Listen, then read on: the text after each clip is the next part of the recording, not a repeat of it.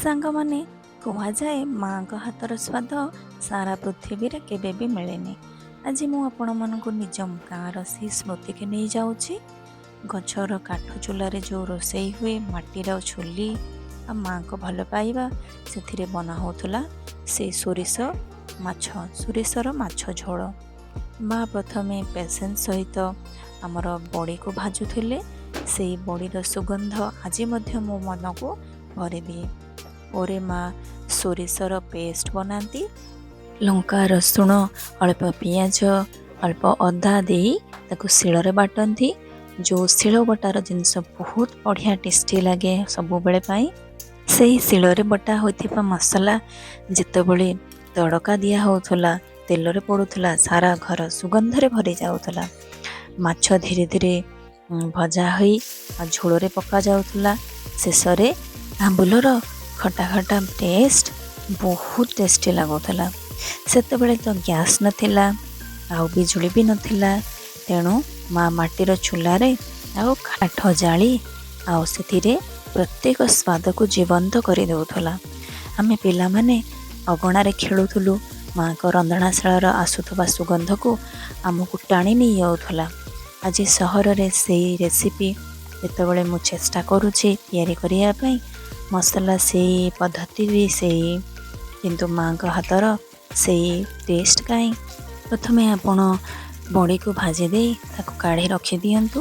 ତାପରେ ମସଲା ରେଡ଼ି କରନ୍ତୁ, ସୋରିଷ ମସଲା ଯେମିତି ମୁଁ ଭିଡ଼ିଓରେ ଦେଖେଇଛି। ତାପରେ ମାଛକୁ ଭାଜି ନେଇ ବହୁତ ଅତି ବେଶୀ କରି ଭାଜିବେନି, ଅଳ୍ପ ଅଳ୍ପ ଟିକେ ହାଲକା କଡ଼କଡ଼ କରିକି ଭାଜିବେ, ଯେଉଁଟାକି ବହୁତ ବଢ଼ିଆ ଟେଷ୍ଟ ଆସିବ। ତାପରେ ଏମିତି ତେଲ ପକାଇ ପଞ୍ଚଫୁଟଣ ପକାଇ ତାପରେ ଆମର ଲଙ୍କା ପକାଇ ଭେରସୁଙ୍ଗା ପତ୍ର ପକାଇ ତାକୁ ଟିକେ ଭାଜିଦେବେ। ଏଠି ଭେରସୁଙ୍ଗା ପତ୍ରର ବାସ୍ନାଟା ବହୁତ ବଢ଼ିଆ ଲାଗିବ, ସୋରିଷ ମାଛ ତ ବହୁତ ବଢ଼ିଆ ଲାଗିବ। ତାପରେ ପିଆଜ ପକାଇ ତାକୁ ଟିକେ ଫ୍ରାଏ କରିବେ। ତାପରେ ଛୋଟ ଛୋଟ କରି ଆମର ଟମାଟୋ ପକାଇ ଦେବେ। ତାପରେ ସୋରିଷ ମସଲାକୁ ତା ଦେହରେ ଢାଳିଦେବେ, ବହୁତ ବଢ଼ିଆ ବାସ୍ନା ଆସେ।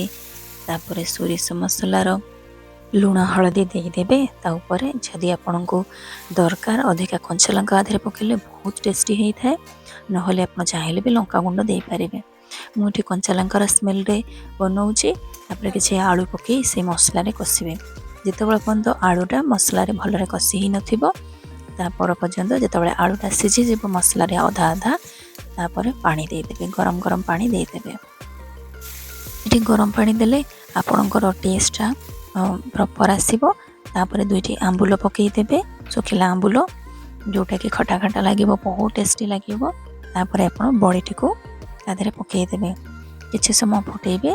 ତାପରେ ଆପଣ ମାଛକୁ, ଯେଉଁ ମାଛ ଭାଜିକି ରଖିଛନ୍ତି ସେ ମାଛକୁ ଆଡ଼୍ କରିଦେବେ ତା ଦେହରେ। ଦେଖନ୍ତୁ ବନ୍ଧୁମାନେ, ଏଇ ରେସିପି ବହୁତ ଟେଷ୍ଟି ଲାଗେ। ଏଇଟା ଗୋଟେ ଅଥେଣ୍ଟିକ୍ ରେସିପି। ଏହାର ଟେଷ୍ଟ ଆପଣ ଥରେ କରି ଖାଆନ୍ତୁ, ବହୁତ ବହୁତ ବହୁତ ହି ବଢ଼ିଆ ଲାଗିଥାଏ। କମ୍ ତେଲ ମସଲାରେ ଆଉ ବହୁତ ଝଟପଟ ସେ ବନିଯାଏ। ତାପରେ ଆପଣ ଲାଷ୍ଟରେ ଟିକେ କୋରିଆଣ୍ଡର ଲିଭ୍ ମାନେ ଧନିଆ ପତ୍ର ପକାଇ ଦିଅନ୍ତୁ କାଟି କାଟିକି। ତାପରେ ଏମିତି ସର୍ଭ କରନ୍ତୁ। ଏମିତି ମାଛ ସାଙ୍ଗରେ ଭାତ, ସାଲାଡ଼, ବହୁତ ସିମ୍ପଲ୍ ରେସିପି। ଆଉ ସଣ୍ଡେରେ ଆମେ ସମସ୍ତେ ଆରାମସେ ବସିକି, ସଣ୍ଡେରେ ସମସ୍ତେ ବସି ଆମେ ଖାଉ। ବନ୍ଧୁମାନେ, ଏହା କେବଳ ମାଛର ଝୋଳ ନୁହଁ, ଏହାକୁ ମୁଁ ଏହି ରେସିପି ବନେଇକି ମାଆଙ୍କୁ ମନେ ପକାଏ ସବୁବେଳେ। ମାଆଙ୍କ ହାତର ଟେଷ୍ଟକୁ ବି ମନେ ପାଏ ଏବଂ ଏଥିପାଇଁ କୁହାଯାଏ ମାଆଙ୍କ ହାତର ସ୍ୱାଦ ସାରା ଜଗତରେ କେଉଁଠି ନାହିଁ। ଭିଡ଼ିଓଟି ଭଲ ଲାଗିଲେ ଲାଇକ୍, ସେୟାର ଆଣ୍ଡ ସବସ୍କ୍ରାଇବ୍ ଦୟାକରି କରନ୍ତୁ। ଧନ୍ୟବାଦ।